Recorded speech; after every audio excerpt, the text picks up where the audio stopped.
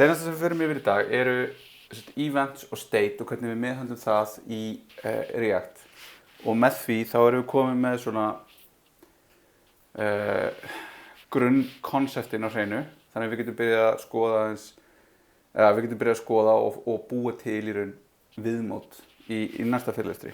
Þannig að þetta er hérna alveg að vera komið svona þessi grunnur hjá okkur.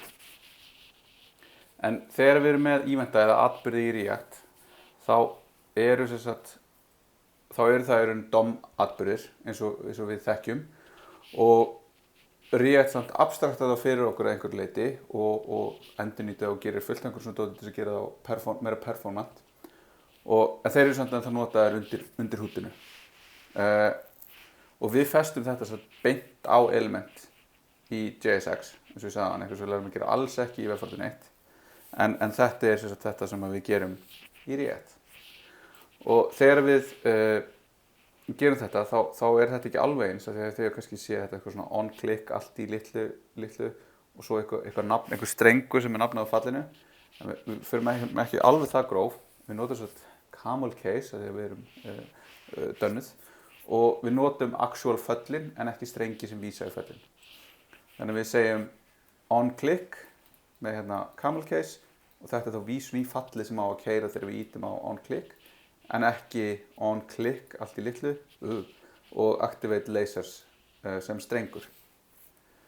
Sem þýðir þá að við erum með eitthvað hérna, við erum með einhvern link sem á að gera eitthvað þegar við klikkum á hann og sama og gerist í raun bara í vanilla JavaScript. Ef ég væri með einhvern link sem er svona og ég reyndi að gera einhverja virkni hérna, þá myndi ég raun default hegðunin taka yfir og fara með mig eitthvað sem að hrefið vísar á.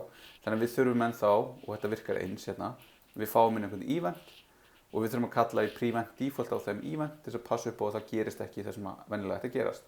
Og það gildir það sama þegar við erum með einhver form og við erum með on submit, að þá verðum við með hérna form, on submit og við myndum vera með prevent default, annars myndir formið submittast eins og default hegðunin segir til Þannig að þetta er eins og öðruvísi. Og þegar við tökum þátt í atburðum í vanilla JavaScript, þá notum við add event listener á elementið sem við viljum fá eventin frá. En í React þurfum við yfirleitt ekki nota það. Það kemur fyrir við það þurfi, en svona almenna reglun er svo að við þurfum það ekki. Og síðan þetta, þegar við fáum eventinn, þá er hann kallað í React synthetic event, en það er þessi hjúpun React ofan á alvöru DOM eventana. Og við skráum handlinni beint í JSX og React sér að halda utan þetta fyrir okkur. Það sér að halda utan add event listener og remove event listener og í raun sér þetta fyrir okkur. Og þessi synthetic eventar eru út frá bara W3C spekkinu, þannig að við getum notað stop propagation ef við viljum að public upp og prevent default. En það sem að React gerir vona þarna er í raun að láta þetta passa bara við þetta hérna reconciliation og gera eitthvað svona og græða eitthvað til þess að við fáum betra performance og getum verið með 20.000 eventa bundna við og í raun, getum gert þetta eins og á Facebook. En þú veist, Facebook er náttúrulega bara stærsti vefurinn sem notar React. Síðan þegar við erum að nota class methods og við erum að nota event handlera, þá náttúrulega förum við að lenda í því að við þurfum að binda eitthvað fall sem er inn í einhverjum klassa og þá þurfum við að nota this. Og this er náttúrulega erfitt, þannig að það eru nokkrar leiðir til þess að bænda það rétt. En ef við bændum eitthvað, þá er yfirleitt að segja að eitthvað keyri rétt með réttu konteksti þegar við byggjum eða þegar það á að gera. Og leiðirnar sem við höfum í raun að gera þetta í constructornum, að þá erum við að búa til klassun okkar og í constructornum erum við bara að segja handle click propertyið á að vera handle click bændað við this. Þannig að við erum að taka fallið sem við erum með skilgreind og við erum að passa upp á að það sé bændað rétt með this. Þannig að það sé alltaf með this sem vísar í actual klassan sjálfan. Þetta er náttúrulega rosa mikið og mikið auka sem fara að setja þetta alltaf upp í konstruktorinn eitthvað svona. Svo getum við gert þetta í eventnum sjálfum þá getum við tekið bara eventin af því að hann þá bara fall sem við keyrum bara í on-click hérna, þá þetta bara fallið sem við keyrum, það bara fattaró eða anonymous fall hérna og þar getum við vísað í þetta og út af því hvernig semantíkin í svona anonymous föllum þá á þetta ekki við bindinguna á this eins og ef við myndum vera með function handinni eða vísa beint í function sem þýðir þá í raun að this inn í þessu falli verður sama á this í raun þessu hérna kontexti þegar þetta var til. Þetta getur líka orðið fyrirferð mikið og ef við erum með eitthvað rosa mikið sem vera hérna og þá getur þetta náttúrulega verið inn í JSX trínu okkar orðið svolítið mikið kraða, svolítið mikið að vera þarna.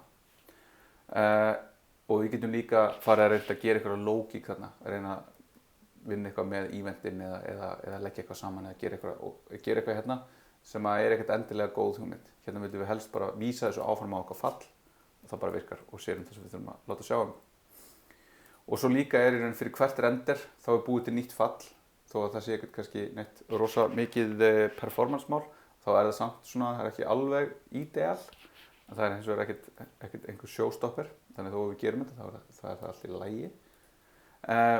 Og síðan getum við notað public class field sem í raun ekki orðið jú, það getur þetta verið, ég gleymdi að athuga uppfæra þetta.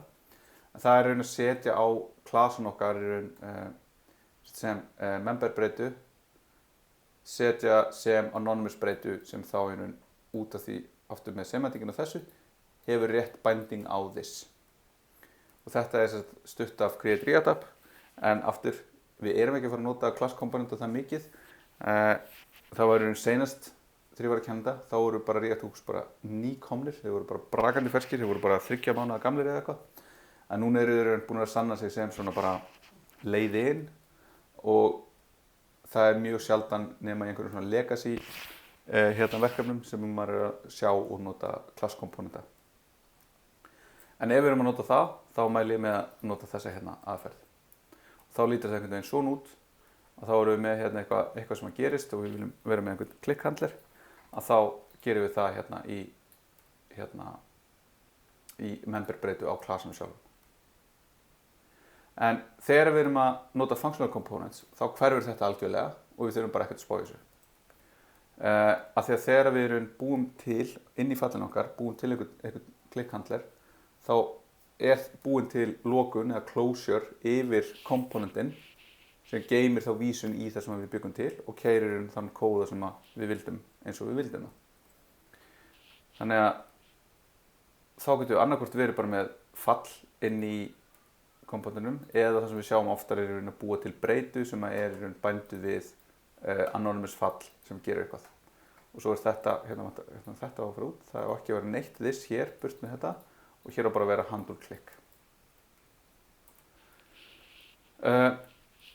Síðan svona klassískt verkefni sem við gerum að senda inn einhver argument í event handlerinn þar sem við erum að láta eitthvað gerast, við viljum geta ítt á okkur takka og þá að eyða eitthvað eða framkvæma einhver aðgerð. Og þá að framkvæma einhver aðgerð á einhverju sem í raun hægt að merkja eða vita hvað með út frá einhverju ID. Og þá getum við gert það beint í event handlerinum en þá þetta aftur þetta sömu vandræði og hinu þetta getur verið ef þetta eru margir hlutir, þetta einhver stór object, við erum að gera eitthvað rosa mikið hérna þá getur þetta orðið svolítið mikið. Eða við getum í raun bændað this og sett ID-ið í gegn þar þannig að þá þetta í raun sambarilegt nema þetta passar upp á að this sé líka rétt bændað.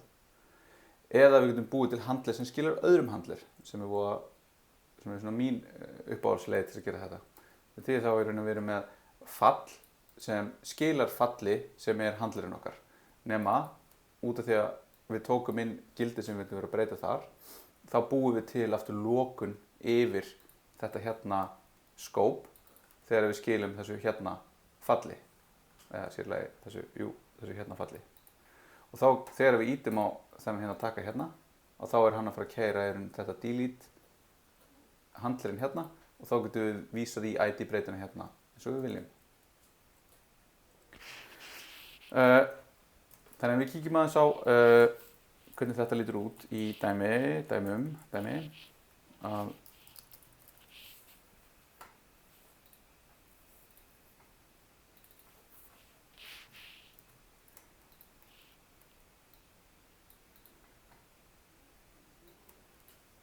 þá erum við með hérna bara einhvern action link hérna sem bara settur hérna efst. Við skoðum hérna hvað gerast. Ég íta þetta, þá fæ ég hérna link was clicked. Svo hérna alls konar leiðir til að sjá hvað this eftir því hvernig við hérna gerum þetta. Þannig hérna hún unbound, þá fáum við this undefined. Svo fáum við bændum við þetta í konstrukturnum hérna. Þá fáum við réttan hérna object, en þá vísar það á þannig hérna object. Svo það public bound hérna. Þá fáum við bara nákvæmlega sama. Og svo það bændað í eventnum, þar sem við segjum það hérna. Og þá erum við að vísa í unbound eventin, nema út af því að þetta gert í gegnum þetta, en ekki svona.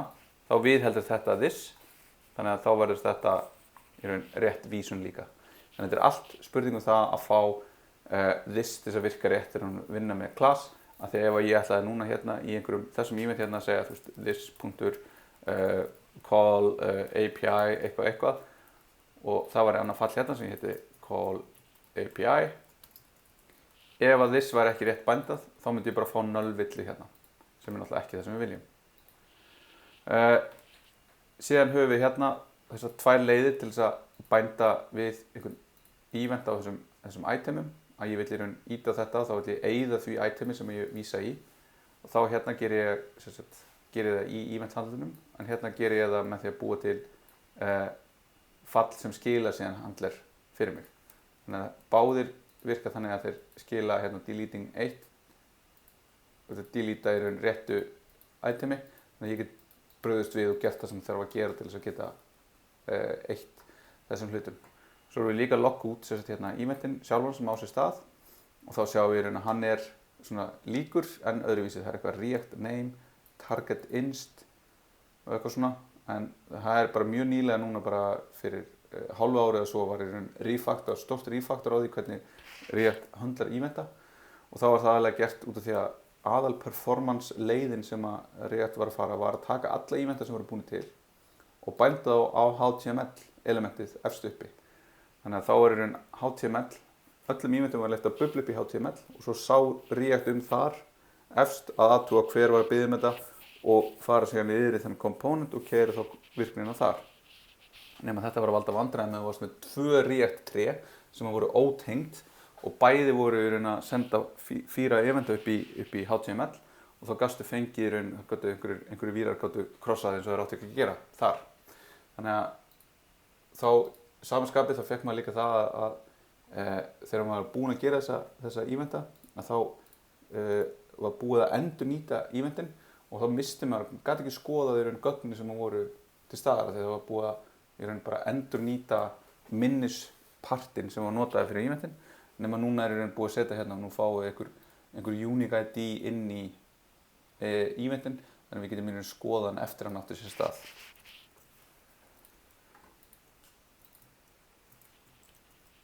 En state síðan seinasti parturinn, seinasta púslið í dag og state staða fyrir komponent og það þetta þegar eitthvað gerist að við viljum halda utan það og við viljum vita hvort það sé búið að gera A eða B og við viljum bregðast við því og þetta state aðeins sýnilegt innan komponentsins þannig að komponentin, þetta algjörlega local state og þetta svipar þá til props að því leyti að þetta ykkur gögn sem við getum brugðist við breytingum á nema að komponentin sjálfur getur breytt þessum gögnum eftir því hvað gerist. Þannig að það ekki verið að taka við breytingum frá öðrum komponentum heldur þetta breytingar innan komponentsins. Og svo gerist það að þessi komponent við það breytingur gæti sendt áfram niður einhvern annan komponent breytingarna sínar en þá sem props. Þannig að þetta verður svolítið svona óljós skil á milli þess hvaða gögn eru hvað og hver má breyta hverju. En þetta svona hugsunar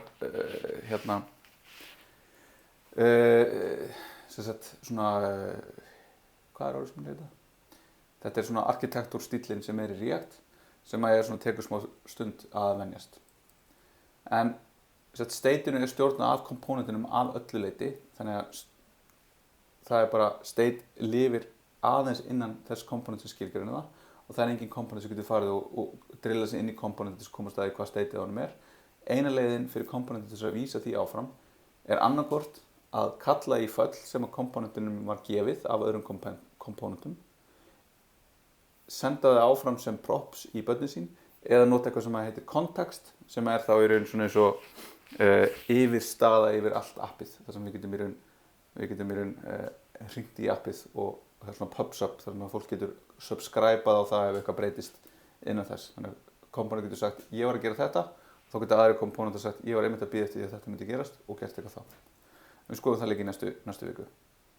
En þetta er þess að til núna fyrir class og functional components og það sem við gerum með state er í raun að halda utan um það sem gerist sem að gerast og breytast í viðmótinu.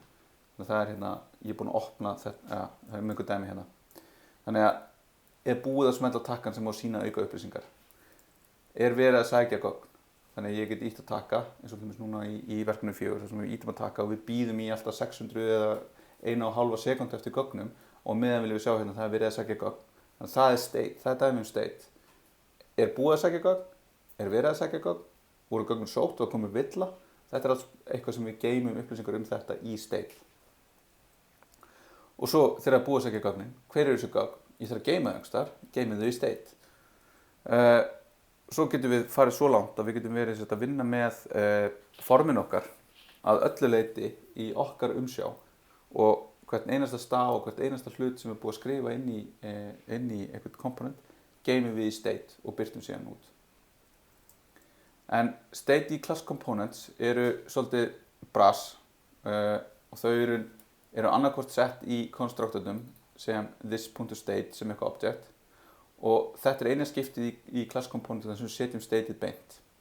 Við getum líka sett þetta beint í memberbreytu með state og þá var það sama og áðan með hérna eventana og það virkar í create react app. Þannig að þá lítur þetta svona út. Við búum til komponentinn og við setjum byrjunarstöðun okkar hér. Þannig að þetta getur við sagt að við erum ekki að loada. Loading stateið okkar er false í byrjun. En síðan þegar notandinn er að vinna með og ítir á eitthvað í komponentum okkar, þá ef við erum að fara að sækja gögn, þá segjum við alltaf loading stateið er true og þá birtum við eitthvað, heyrðu, ég er að sækja gögn, vinsamlegast hingrið. Ef þetta er síðan hérna, með stuðning við memberbreytur, þá getum við sleppt í að setja upp konstruktorinn og setja beint hér. Og þetta er eini staðurinn þar sem við setjum stateið beint, með því að setja gögn inn í breytu. Þegar síðan þegar við viljum uppfæra stateið í class komponentum, þá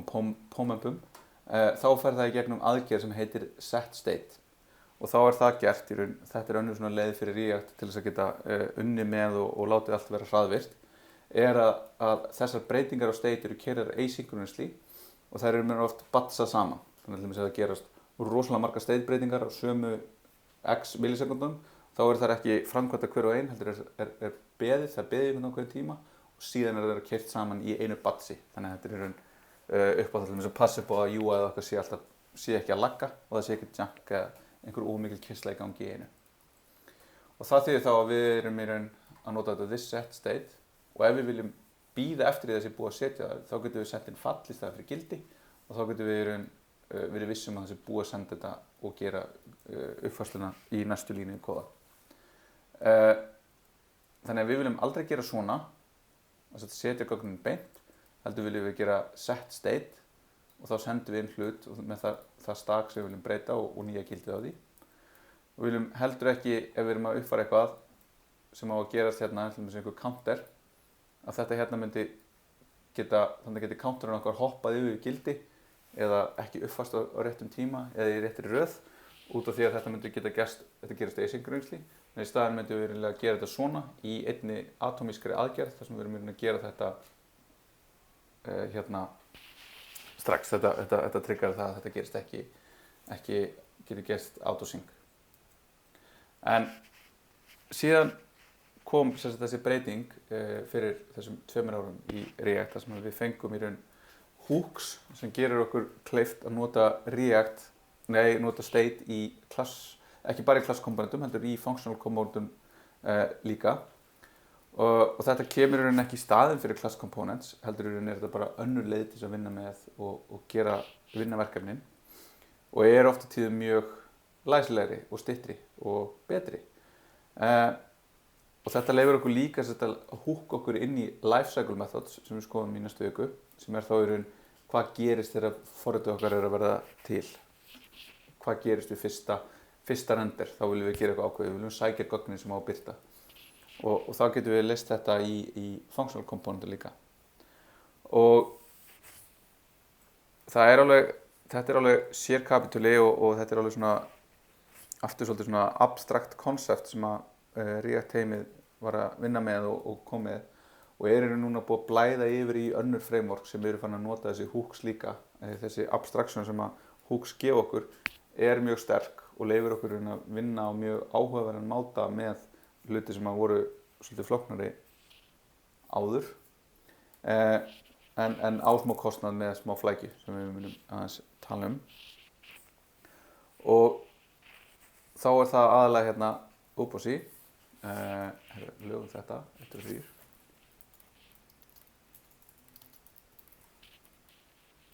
Þetta hérna, ég hef gleymt að setja þetta inn, svona. Og það eru þessar reglur hooks. Og það eru hérna hook rules. Og það eru aðalega þessar hér. Það má aðeins kalla í hooks yst í falli. Við munum ekki gera það conditionally eða eftir eitthvað condition. Ekki í lykkjum eða í innri föllum. Þannig að hooksin okkar eru alltaf bara, yfirleitt eru sett bara efst í functional componentun okkar og þeir má aldrei vera eitthvað returnal áður en við notum hookin, af því þá verður utanumhaldið sem React sér fyrir okkur mun fara out of sync og React treystir á það sem sagt að hook þessi kallaði í þá í réttri röð og í sömu röð í hvert einasta skipti. Aðeins kalla í hooks úr React komponentum, ekki úr venjulegum JavaScript föllum, þetta ekki einhvern veginn færa vísun í hookin í eitthvað annað og kallið það. Þetta þarf alltaf að gerast í samhengi við komponentin okkar. Og síðan eru nokkur, en það ef við gerum þetta tvennt, þá erum við nokkuð góð og svo eru nokkur svona núansar sem við koma þegar við fyrir að nota þetta og þið farið að skoða, en þá erum við þetta að skoða og lesa hérna yfir.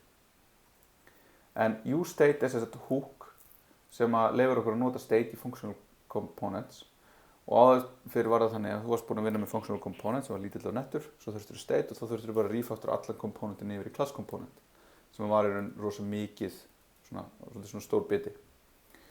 Og useState virkar þannig að það skilar tvend í fylki, en þetta svona skrýtir syntax en hann venst vel og þessi tvend í raun fyrra gildið sjálft og seinna fall til að breyta gildinu. Þannig að og þegar við skilgreinum þetta, þá getum við sett inn í useState upphafsgildið okkar og þá lítur þetta svona út. Þannig að ég hérna að segja að ég ætla að nota state, upphafsstateið mitt 0. Til þess að fá að vita hvað í raun staðan eins og þá það vísa hérna í þessa breytu count. Og ef ég vil uppfæra stateið, þá nota ég þetta fall sem heitir set count. Og þetta hérna get ég kallað það sem ég vil. Þetta í raun bara að nota array destructuring til þess að fá þessa fyrsta og annað gildið úr tvendinni sem við getum síðan unnið með. Annað gildið, hitt fallið til að breyta gildinu. Og við getum skilgreint þess mörga useState og við viljum per component og þá lítur þetta svona út og þá þetta í raun sami component og við vorum með áðan í class. Við sáum hann reyndar ekki, það var svo stór og passaði ekki við klæru. Að við erum með hérna einhvern counter og svo núna vill ég í hvert skipti sem ég íti á einhvern takka, þá vill ég uppfæra stateið mitt, þá get ég bara einfallega sett hérna set count, núverandi plus 1, við þurfum ekki að spá í hérna í einhverjum asynchronous breytingum, bara einfallega breytum þessu svona og svo í hvert skipti sem það kallað í þetta set count, þá tekur sér við reconciliation algoritmin í React, það segir hér komponent sem breytti statei, ég þarf að teikna hann aftur út af því að núna hefur eitthvað breyst. Það eitthvað staða hans önnur, ég þarf að teikna hann, eða ég þarf að birta hann út frá þeirri stöðu. Og þá birtum við hérna með nýrri uppfærðu gildi fyrir countið. Þannig að ef við skoðum hvernig það virkar,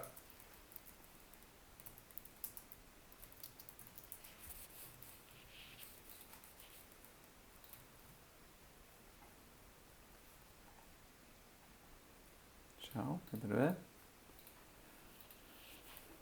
Þá erum við hérna með functional counter dæmið, þar sem í raun þetta, ég ýti hérna og við það að ýta að þá uppfærist hérna counterinn minn í 2. Ef við skoðum hvað er að gerast hérna. Þá í raun rétt aðeins að breyta þessum texta hér og sérum allt fyrir okkur. Og þetta í raun að gera tiltölulega flókna hluti. Þetta er með event binding, þetta er með state management, þetta er með re-rendering og þetta er allt gert í þessum 9 línum á kóða hérna sem er í raun og skalar vel. Þetta þarf ekki að vera mikið flóknara en þetta þegar við erum að gera svona hluti. Conceptually er þetta ekki mikið flóknara. Svo náttúrulega bara þegar við bætum við fleiri stateum og erum með hérna, ekki bara með tölur, heldur með eitthvað annað og við erum með bara stærri komponenta, þá verður þetta náttúrulega auðvitað flóknara. En konseptin halda sér. Síðan erum við með 2 útgáfur af komponent sem leyfir mér að fara inn og í raun eyða núna gildunum sem vorum bara að fá event fyrir áðan við ætlum að eyða þeim, nú erum við að eyða þeim og það sem við erum að gera það núna er að geyma þetta fylki sem við erum að vinna með í einhverju steiti hérna, þannig það er bara fylki af tölum og síðan núna þegar við klikkum á takkan til þess að eyða einhverju þá ætlum við að keyra aðgerð sem að uppfæri steitið okkar og þá erum við hérna að segja við ætlum að eyða þessu itemi og það kemur inn hérna í event-handlerinn. Við sækjum gögnin úr steitinu, þannig við þurfum að segja hérna this.state sem leyfir okkur að ná í steitið úr klasskomponentum okkar og náum í datahlutin úr því sem er það sem við erum að geyma, sem er fylkið okkar. Síðan uppfærum við hérna, hvernig sem við gerum. Hér við erum bara að taka fylkið okkar og skila nýju fylki sem er ekki með þessu staki í og setja það síðan sem nýja steitið okkar. Þannig að með því að gera þetta, þá erum við að eyða hlutum út. Og þetta er svo sem ekkert eitthvað afskaplega flókið. En þetta verður í raun, allavega mér finnst það, eftir að hafa unnið lengi með React, þá verður þetta conceptually, eða svona hugsunin verður einfaldari þegar við erum með þetta í þessum hooks. Það sem við erum að segja hérna, ég ætla að nota state, þannig við erum explicitly að segja þetta, ég ætla að nota state. Og það er þá bara ein eining sem ég er að hugsa eitt state sem ég er að hugsa og það er gögnin mín hérna og þetta eru byrjunargögnin mín og ég vil fá leið til að komast í gögnin og ég vil leið til að setja gögnin. Og síðan þegar ég ýti á þennan klikkhandlir hérna sem er alveg eins að þá segi ég bara set data og nýju gögnin mín og þá er það sama hérna, ég filtera þetta út. Þannig ég þarf ekki að vera að gera svo hérna, ég þarf ekki að segja this set state og uppfæra í raun alla heildina. Ég er bara að vinna með nákvæmlega þetta stak sem ég er að vinna með. Og hegðunin verður í raun alveg svo sama nema það er í raun bara hvernig upplifun okkar af því að skrifa kóðan er. Og svo núna þegar við erum búin að bæta við þessu steiti þá get ég farið að skoða komponentin okkar aftur hérna og þá bætist við hérna hooks þar sem ég get séð í raun þá steiti sem ég er að vinna með og þá uppfærist það hérna aðeins eftir áriðar en það uppfærist. Fyrir þennan hérna, þá er ég með stateið hérna inn í state, í einhverju og þá uppfærist það. Það er þetta eftir á því þetta er ekki priority, hérna uppfærið þetta. Og svo fyrir þennan hérna, að þá er ég með hookin líka hérna sem er með stateinu hér. Svo getum við segja, eitt út úr því hérna. Þannig að hérna get ég séð í raun hvað er að gerast og þegar við erum komið með, og eins og við munum sjá í næsta fylgju, þegar við erum komið með stærri og flóknari tré af upplýsingum og bara forrit og bara UI sem við erum að búa til, að þá getur þetta hjálpa okkur við að debugga og komast að hvað er í gangi. Og það er í raun þetta sem er með flæði gagna, þannig að aðeins bara svona skilja ykkur eftir með það, er að komponentum er alveg sama aðra komponenta. Þeim er alveg sama hvort þessu functional eða class eða hvað sem er, hvort þeir hafa eitthvað inner state eða hvað sem er. Eina sem skiptir máli er í raun þeirra state og hvaða prompt þeir fá.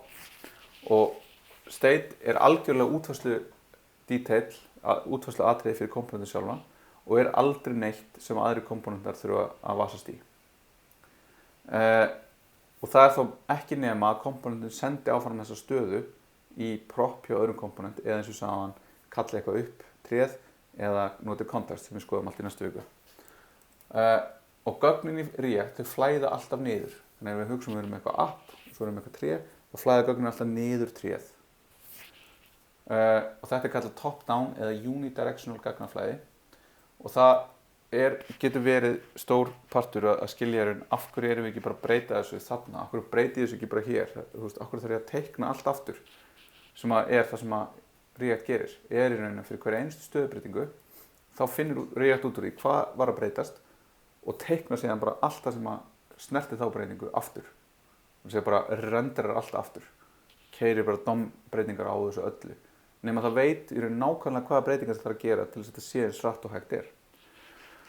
Og þetta leið til þess að losna við alveg rosalega mikið af böggum sem koma því að vera með state management sem við verum að halda utan þá annarkvort í DOM-inu með því að setja eitthvað gögn á DOM-ið og passa upp á að sér mun eftir og lesa þau rétt eða halda utan stateið okkar í einhverjum breytum og muna sér eftir og synka þær breytingar sem eiga sér stað á DOM-inu við þær breytur.